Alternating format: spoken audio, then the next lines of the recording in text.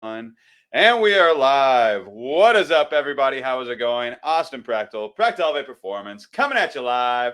Happy Wednesday, winning Wednesday, everybody. Hope you are having a good day so far. I am joined by my special guest and client, Heather, and her cute little baby. Say hi. How's it going? Oh my gosh. We're gonna get things rolling. It is Winning Wednesday though, so as you guys are tuning in, feel free to give this video a like, drop a win in the chat if you've got one going on right now, and we're gonna get things started here in just a second. And so we're gonna be interviewing, like I said, my client Heather, who is a total badass, and yeah, so we'll and we're gonna do our best because we were talking about it. We both had chaotic mornings, and a lot of it had to do with children, and so yeah, we could get things started. So yeah, Heather, give you a second to introduce yourself. Let's give the audience a little bit of a backstory on who you are, how old you are, and where you're from, and all that good stuff. So let's start from there. I am 34. I'm almost 35. I am from San Diego.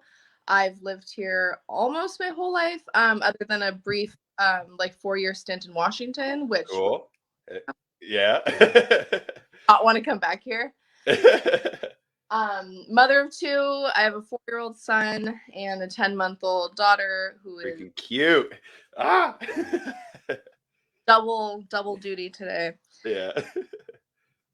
But very cool. I don't know. I'm Heather. Yeah, you're getting by. You're making it. You're making it happen. Of making this happen, no matter what, because I know, and I appreciate that. And that's one of those. Yeah, that's one of those things with especially as parents, and and I was a stay-at-home parent for 6 months to a year, and it's just one of those things. It's like it could be crazy, and we could touch on that a little bit later. But just like you got to be adaptive a lot of times, and a lot of times it's like you don't get to leave work at all because your work is at home, and so it's just like the lines get blurred, and it's just like oh my gosh. So yeah, I totally get that. Sky says hi, by the way. She says yay, Heather. So let's go. Cool. But yeah. So what part of Washington did you live in, by the way? Just curious. I lived in Kitsap County, so right across Seattle. Gotcha. Okay, cool. Nice. That's awesome. So we lived on the sub base there. Okay, cool. Nice. Yeah, and we're out in Spokane, so that's kind of on the other side of the state. But yeah, cool. So before you and I work together, what was like your biggest struggle in your fitness journey? Because when did we start working together officially? Technically, so we started in July. That's what I thought. Okay. On a 4-week that's right. thing, and that I stayed on. Yeah. A little break, and then realized back. Yeah. I know. Yeah, and I remember that. And so yeah, I was like, because I remember after that, and you're like, okay, like you're gonna see how things were going, and then I remember getting a message, and you were just like, nope, I want back in. Let's make this happen. What's weird is really well on my own in terms of sticking to workouts, like eating stuff like that, but I accountability. Yeah. And for me, that is super important. Yeah. And I come from a fitness background. Yep. Super fit. I used to constantly. My best friend was a competitive lifter. Other was a personal trainer. I spent all my time at the gym, so I used to be super fit and very in tune with my health. Yeah. Kids. Yep. And then motherhood happened, which a lot of times people don't like. And this is something too that, I mean, even myself, I've learned more and more about over the years. It's just like it makes a difference. Like, having kids changes things. Having kids makes an impact, and not just like physically on your body, but also like just in your schedule and your day to day. It changes so much, and not a lot of people realize that, and not a lot of people realize and this is one of those things. It's like, almost like ignorance is bliss or whatever. But a lot of like personal trainers who aren't parents, or people who aren't that aren't dealing with kids on a day to day, it can be one of those things where you're like, they don't get it. They don't get it, and so it can make things a lot more difficult than it needs to be, because they don't understand the dynamic. I was learning about Moana. Okay, that's cool. Hi. One thing that I feel like the media does a terrible job at is Yeah. get this view of celebrity parents who have Hmm. these and in-home personal trainers and in-home gyms, and Yep. parents that are like, oh, I had my baby like 5 weeks ago and I'm back to my pre-pregnancy weight and I look great and I'm Yeah. wonderful. And it's an unrealistic expectation. Oh, absolutely. Oh, absolutely. It really is. And not only do they have all the money and resources and like things at their disposal, but also like a lot of times too, like, like not taking credit away from their hard work if they put that hard work in, but they also do a lot of Photoshop. There's a lot of like, cosmetic surgery that happens in the background, which again, nothing wrong with that. Yeah. But there's that level of like, what's real life versus what's, social media slash cosmetic, like, there is a lie, an underlying layer of deceit or misleading, of misleading people when it comes to that stuff, when people see these celebrity parents and things like that, and it's like I don't want that to dissuade anybody from trying, because it's absolutely worth trying, and it's absolutely worth going on a fitness or weight loss journey. But at the end of the day, like, having the realistic expectation from the beginning, I think, is the most important thing, coming into that. So I love that you brought that up, though. That's so true. So before we started working together, what was your kind of biggest struggle in your fitness journey? Was it the accountability side of things, or Accountability, time management, um, kind of knowing where to start, because mm-hmm. how to get where I want to go, but Yeah, finding where to start is yeah, hard yeah, because overwhelming thinking like, okay, I'm 75 pounds heavier than I was when I got married. yeah, And where do I begin with that? yeah, And that, the internet is a wild place. it is. When you start looking for like, where do I begin? Everything is super restrictive Yeah, or demonizes food groups yeah, or makes it into a situation where you're setting yourself up to fail because you're yeah, not programmed where you're able to kind of move with the punches yeah, and adjust it to your life. yep, And yep. I tried a bunch of things. I tried Weight Watchers. I did keto, which Mm. I did. I was running 3 miles a day. Mhm. I was restricting my calories super heavily. Yep. And I would lose short term. And then Mhm. I would be like, oh God, I'm really tired today. I think I need to order pizza. Yep. Then I would be 20 pounds heavier again. Yep. Yep. Yeah. And it's tough too, because it's one of those things that it's like whenever, like when you don't know what you don't know, and a lot of times like what we know is oftentimes what we get like blasted with on TV or commercials or social media, and what is out there primarily, because, and it's because they pay for all this stuff. What's up, Brandy? I see Brandy's here, Lauren's here watching. Cool. Got a lot of people tuning in, so that's cool. And so it's one of those things that's like, if that's all you see, well, that's a lot of times what a lot of people grew up seeing all the time. That's what you're going to think coming into a fitness journey, is like, hey, like like that's all people know, is like that overly restrictive. Like when people hear or think about weight loss, they're like, oh my gosh, that's going to be terrible and horribly overly restrictive, and I'm going to hate my life. It's what worked for me Yeah. when my Yep. metabolism was great and I was still working out all the time Yep. and rice and Yep. lose 15 pounds and get super cut in 3 weeks. Yeah. But your body after children, not only on a like psychological level, but on a physical level, is a Yep. complete, and you have Hmm. things much differently. Yeah, and it's one of those things too. So it's like, and the other thing too is like trying to manage a fitness journey, like even without kids, is it's tough. Like it's one of those things. It takes effort. It takes discipline. It takes time from your day. It takes good time management, things like that. But then you throw kids in the mix, and this is like a common thing that I like to say. I even said it yesterday whenever I was talking to Lauren. It was just like having even one kid, let alone multiple, like it adds like 10 dimensions to everything that you do, because it's just like, oh my gosh, like not only do I have to take care of myself now, but I've also got to take care of you, and you aren't an adult, and so you're sporadic and chaotic and messy, and like you're gonna get me sick sometime. Like my kid got me sick, like I'm sick right now, so it's like, I have a high needs kid too. So like yeah, I have, just the standard parenting stuff. I also have yep, twice a week. I have yep, like a constant need to like provide sensory input for him. I have tons of stuff to play, and it's really hard to try to work myself into that mix. Yep, absolutely, absolutely. Yeah, no, and I love that, and that's just Lauren commented, "OMG, kids are germ factories." Yes, they are. I'm not gonna like knock on some wood here. I have a killer immune system. Yeah. Okay. Everyone in my house has been sick. Yeah. I am fine. I have not gotten sick. Good deal. That's awesome. Hopefully, it stays that way. What happened? I survived the man flu of 2021. Oh my gosh. So at least I've got that going for me. Yeah, that's awesome.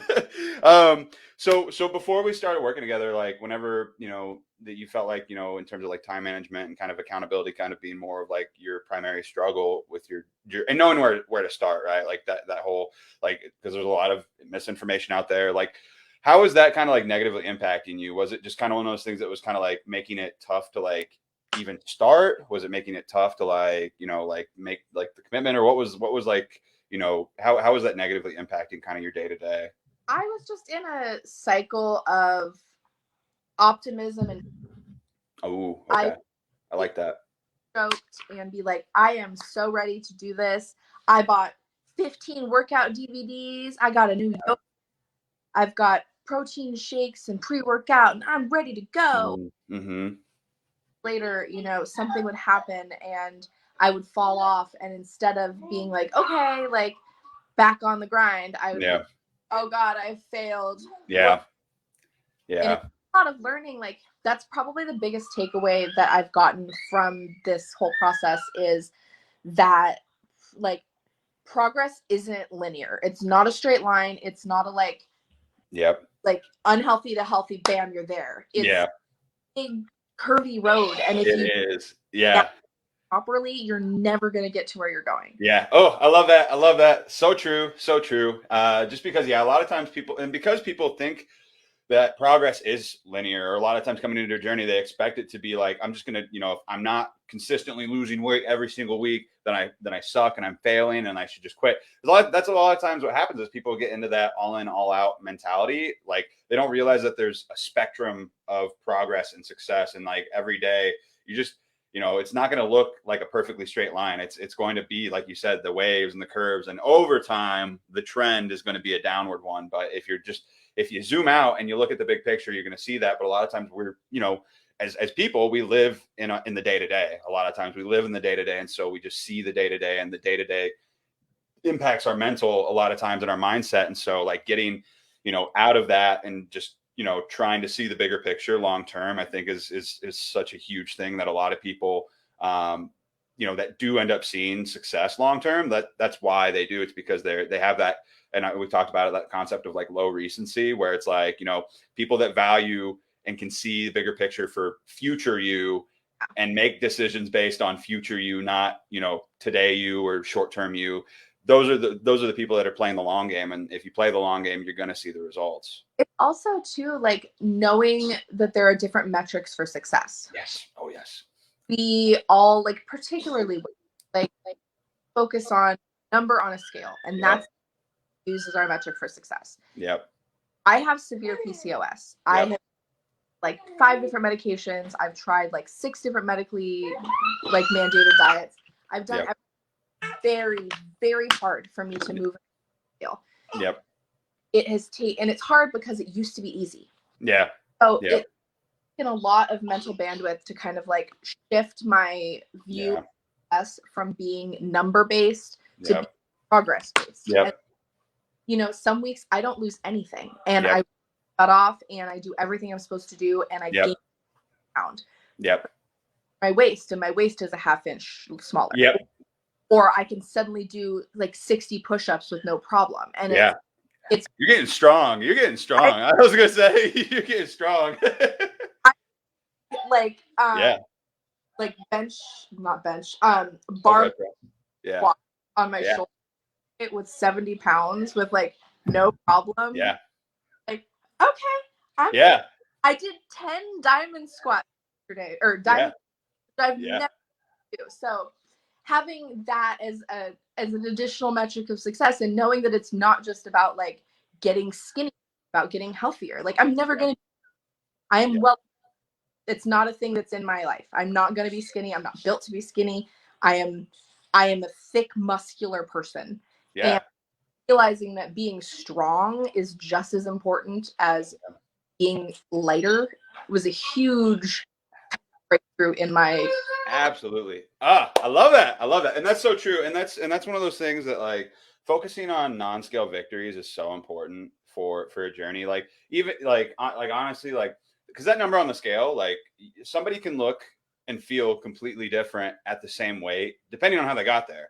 Like going for body composition changes, going for strength, going for health, going for energy, like having more energy and more endurance. Like those things are so like vastly more important than a number on the scale. Like, because a lot of times people, they'll get hung up on, like BMI and things like that. Like, according to BMI, I'm overweight. Like, yeah, Nonsense. yeah, exactly. And so it's just one of those things. It's like coming to the realization and coming into a fitness journey and shifting, like you said, shifting that mindset to this is what is important. This is what is actually of like value to me in my journey. Like that perspective shift is so important. And a lot of people, and it happens to everybody. Like at some point they'll hopefully come to that point where they recognize that for themselves of what's, the most valuable. And because what happens is that, if we're hung up on the scale and we let that dictate our day on a daily basis, that's going to creep into our mind. It's going to sabotage us. And sometimes people end up,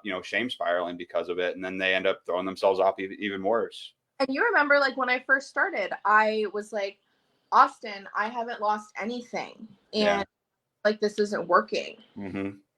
You were like, shut up. And sometimes like that's what's needed because I'm not good at the like super positive, like I don't even know, like I want to say cheesy, but not necessarily cheesy, but just positive, like self-manifestation. Like that's not my vibe. Like writing like don't eat fucking Oreos on my fridge. So when I walk by, I'm like, okay, me. Yeah.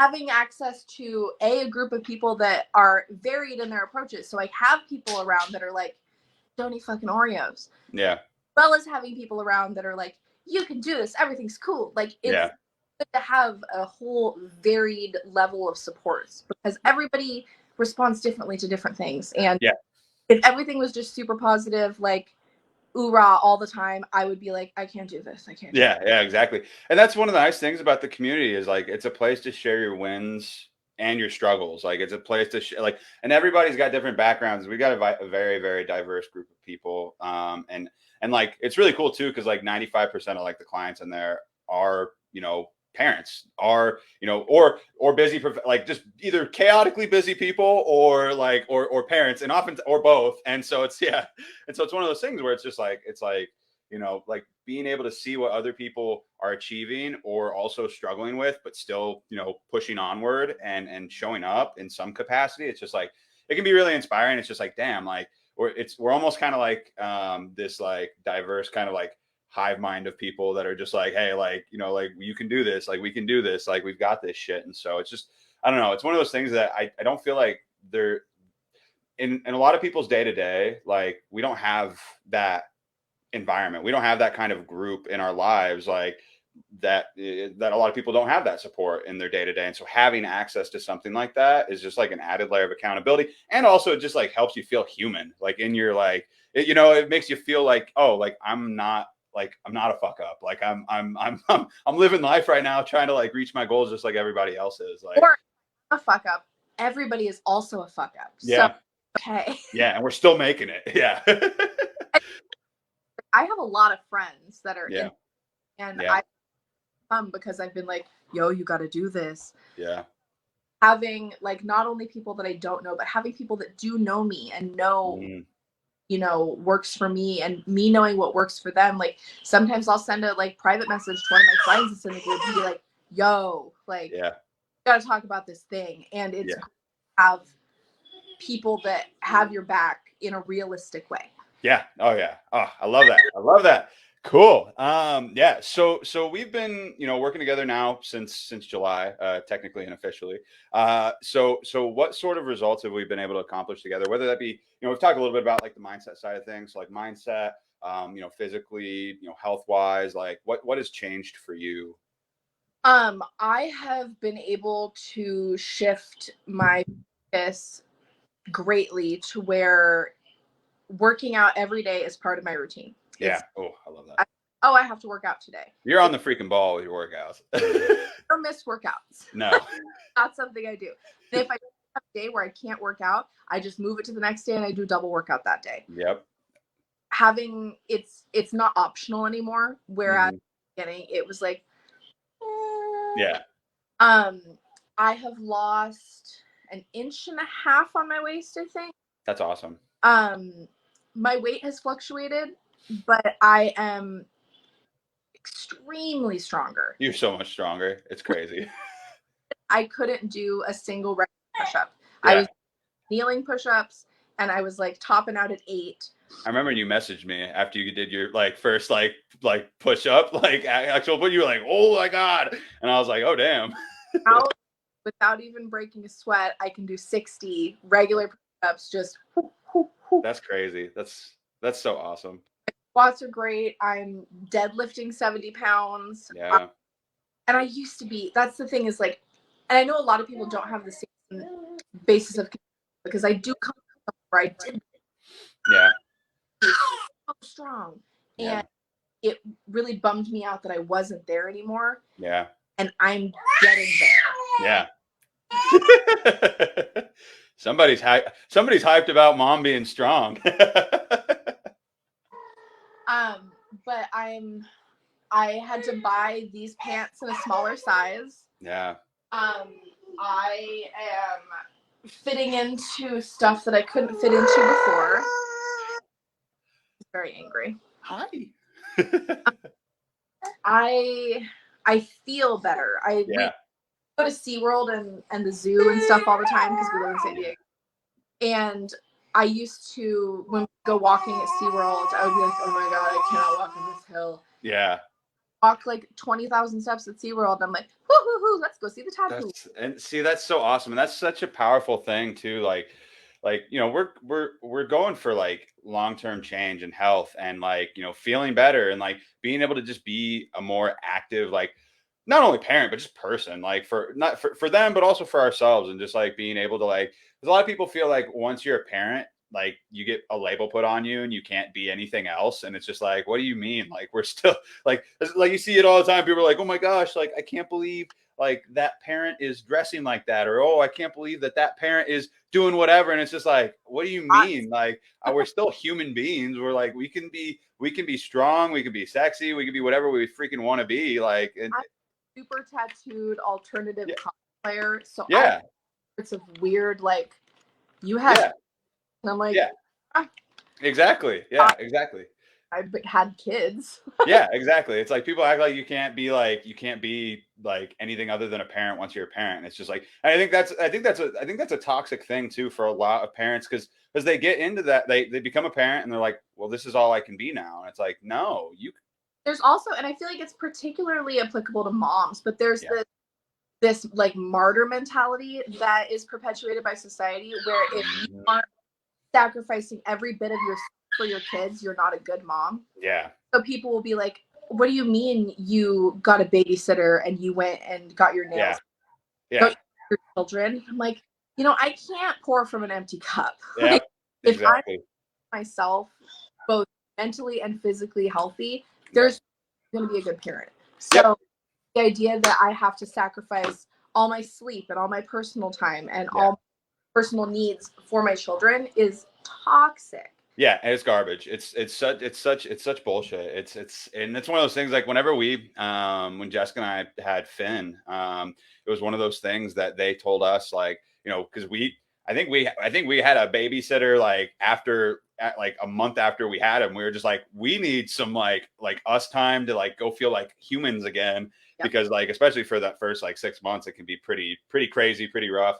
And it's just like we had people that like were messaging us like, oh my gosh, like how are you not like being like being there for them, or how are you getting a babysitter that early? And it's like, just because we have a kid doesn't mean we can't have a life. Like it's one of those things, and people like intertwine those and think that you can't. And so it is that, like, I like how you said that martyrdom that, like, like as like, especially with moms, it's like you got to like run yourself like ragged and dried at, like, and just like destroy your life to make your kids' lives better. But that's not that, you can't pour from an empty cup. Like if you like, what kind of, like, you're creating a shaky foundation. Like I like to view like us as like a parent, as a building, or like a house. Like if you do not take care of that house and you do not maintain that house, it's the foundation is going to start to crack. And when that foundation starts to crack, you're going to fall apart. And what kind of example are you setting for your kids? Yep. Constantly give up everything that is yours. Kids that they're older, they are not valuable anymore, other than to, keep their kids going. And at the end of the day, like, I want my kids to know that independence is important, personal growth is important, personal is important, and I them that if I'm not exercising it in my own life. Yep. Ooh, yes. I love it. That's so true. I love it, Heather. I love it. That's awesome. And I totally agree. So for you, like, outside of like the fitness side of things, like, what would you say has kind of been like the biggest change that you've like seen in your life? In terms of just, is it like you mentioned like your level of endurance has increased a lot, like, those sorts of things, like, and I mean, honestly, like, I think we've kind of covered this a lot too already, but like, just mindset wise, I feel like since July, like, especially that first like month after that, like I feel like you're like almost like a completely different person from when we first started working together, just in terms of like your mentality and like like physically and mentally. Like there's been such a shift. I've gotten a lot better at comparing myself to other people. Ooh, yes. I love that. When I started because one of my really good friends and had lost like 60 pounds. Like, oh my God, and I didn't. And beginning, I was like, this isn't fair. Like, else, like, losing 50 pounds and I've lost 0.5 pounds in a month. And realizing that in and of itself is a toxic mindset. And to focus on myself and not people has been a big absolutely. I've been trying to kind of like spread that among my friends that are also in the program too, is like, even on days where I'm feeling like unsuccessful, I can reach out to them and be like, I feel bad that I didn't do this. And they're like, yeah, but you did this. Right. I did. It's all about perspective. And it's one of those things, like, there's a quote, it's comparison is the thief of joy. Like if we're always comparing ourselves to other people, we're a lot of times going to, paralyze ourselves in a sense to even do anything about our own journey. If we're constantly think, this is the thing too, at the end of the day, like you can't compare yourself to other people. Like it's your journey is yours and yours alone. You're running your own race. Like, and in a lot of ways, like we have to stay in our own lanes and just be like okay with that, because you're thinking everybody else is an apple like you are. Like I so and so lost this much weight. Why am I not losing that weight? They're an apple, I'm an apple. But that's not the case at all. Like they're an orange and I'm a I don't know, a fucking mango or some shit. It's just one. Yeah. And it's one of those things. It's just like we can't compare ourselves because we don't know everybody else's background. We don't know their history. We don't know what they've been through, how they were raised, what their environment was, their genetics, and there's just all these other things that are at play that people don't think about when they look at somebody who's quote unquote more successful than they are, because we're different books. Like it's like they're in a completely different chapter in their journey than you might be, and they're probably they're a different book in the first place to begin with. And it's just one of those things that, like, recognizing that and growing from that, and getting away from that mentality, I think is huge for a lot of people in their own journeys. And I mean, clearly, like, that was the case, for you too, like, getting away from that. I think that's awesome. And I live in a 3-story house here. When I walked up and down the stairs, my knees shook. And that's a like standard. That's not changing. My knees suck. I'm probably gonna have to get knee replacement by the time I'm 45.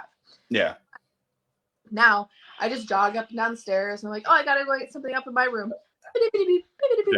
That's so cool. Just those day-to-day realizations, those day-to-day, like it's the little things too. It's just like, oh my gosh, like this used to be hard. Now this is just like, I'm just like living my life, like more like athletically in a sense. And so that's awesome. And so for you, like before we kind of end this, I wanted to chat about like, the PCOS side of things, and kind of your perspective on, your fitness journey with PCOS, just because like, a couple of weeks ago, we did like a training on like kind of like the different types of PCOS and kind of like what, could potentially help with it. Obviously, like if you have it, go to a doctor in the first place and chat with them about things. But we've done some of those sorts of things in the community. But in your opinion, like how do you feel like it's, impacted you for those that are out there right now that are, struggling with PCOS potentially, but are wanting to do a fitness journey, but they get, so in their head a lot of times about, the lack of progress, right? One of the big things, and it sounds negative, but it's a positive, is that you have to change your outlook on what your success is going to look like. Yeah. Yeah. I've been to a bunch of doctors. I've tried multiple medications. I've tried multiple different like specific diets that are supposed to aid with insulin resistance. Yeah. Those things might be successful for some people. Yeah. Might not. And Yeah. being able to say like, I'm not going to suddenly be able to lose weight easily. Yeah. Yeah. Online and in like support groups and stuff, they're like, oh, I just needed to take metformin and now I can lose weight, everything's fine. And that's great for them. And I hope that's the case for lots of people that end up in this situation. Yeah. Some people, none of that stuff works. And Yeah. you shift your expectations and not focus on the things that are not going to work. Yeah. That on the things that you can do. Yep. Absolutely. Being able to tell myself like, I'm not going to lose 2 pounds a week. And I know that is a big, and it was hard. It's very hard out. Like sometimes I'll like one week I got down to 197 and I was like, oh my God, like this is the lowest I've weighed in forever. Yeah. And I was at 199 and I had right. And Yep. it's not something that's in my control. And I can't control things that are out of my control. And tell myself like, you can't do anything better than you're doing. Keep doing what you're doing. Stay on. You will get somewhere good.